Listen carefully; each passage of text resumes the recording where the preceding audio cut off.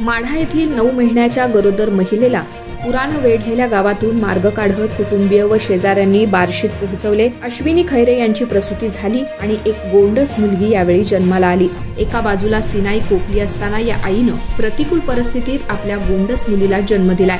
पुराचे पाणी, चिखल, रेल्वे रुळाची खडी आणि वाहणाऱ्या नदीचा धोका अशा परिस्थितीत कुटुंबीय व शेजाऱ्यांच्या मदतीनं अश्विनी खैरे कधी चालत तर कधी पती उचलून घेत असा प्रवास करत वाकफ स्टेशनवर पोहोचल्या। तेथून रेल्वेनं कुर्डवाडीला गेल्या। कुर्डवाडी येथून मोटारसायकलवर रिधोर येथे गेल्या व तेथून एसटी बसनं बार्शीतील दवाखान्यामध्ये त्या पोहोचल्या। पुराचा वेढावरून पडणारा पाऊस यामुळे आपण सुखरूप दवाखान्यात पोहोचू की नाही याबाबत खैरे कुटुंब साशंक होते। प्रतिकूल परिस्थितीत प्रयत्न, जिद्द, चिकाटी आणि आत्मविश्वास दाखवत या कुटुंबियांनी अखेर अश्विनी खैरे यांना दवाखान्यापर्यंत पोहोचवले आणि दवाखान्यामध्ये त्यांची यशस्वी प्रसूती झाली। मृत्यूच्या दाढेतून आपल्या स्वतःबरोबरच गोंडस बाळालाही बाहेर काढण्यामध्ये अश्विनी खैरे यांना यश आलंय। या संकटातून बाहेर पडल्याचं समाधान या कुटुंबियाच्या चेहऱ्यावर दिसून येतंय।